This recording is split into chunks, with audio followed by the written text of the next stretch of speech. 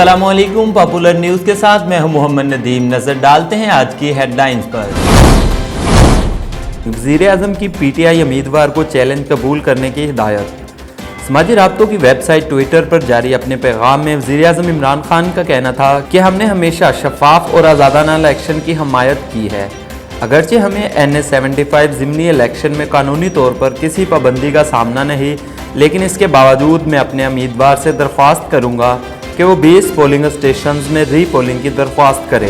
Supreme court का कहना है इलेक्शन के हवाले से पाकिस्तान और आयरलैंड का आइन एक जैसा है। चीफ जस्टिस गुलजार अहमद ने रिमार्क्स दिए कि इलेक्शन के हवाले से पाकिस्तान और आयरलैंड का आइन एक जैसा है। आयरलैंड में भी इंतखाबात खुफिया बैलेट से होता है।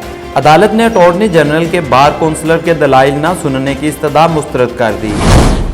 वज़ीर आला पंजाब की मुआविन ख़ुसूसी बराए इत्तलात फरदौस आशिक ऐवान ने मीडिया से गुफ्तगू करते हुए कहा कि इलेक्शन कमीशन ऑफिस में नून लीग ने पैंतरे बदले। वज़ीराबाद नौशहरा में नून लीग को इलेक्शन साफ शफाफ दिखाई दिया। डस्का में हारने पर नून लीग को इलेक्शन धांधली ज़दा लगा। जराइम पेशा अफराद की पुश्त पनाही के बावजूद नून लीग को डस्का में शिकस्त हुई। मुस्लिम लीग नून के रहनुमा परवेज रशीद सेनेट इलेक्शन के लिए नाअहल करार।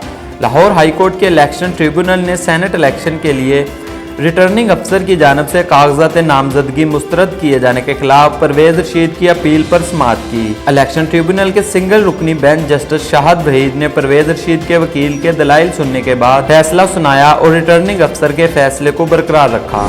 लाहौर हाई कोर्ट में समाअत के दौरान हमजा शहबाज के वकील ने दलाइल देते हुए कहा कि हमजा की गिरफ्तारी के 17 माह बाद फर्द जुर्म आयद की गई। सुप्रीम कोर्ट में 10 माह तक जमानत की दरख्वास्त ज़ेरे इल्तवा रही।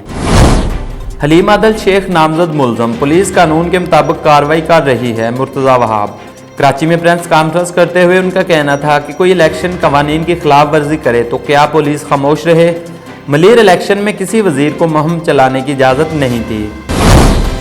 ये थी अब तक की हेडलाइंस। मज़ीद खबरों और अपडेट्स के लिए देखते रहिए पॉपुलर न्यूज़। इसके अलावा आप विजिट कर सकते हैं हमारी वेबसाइट www.popularnews.tv।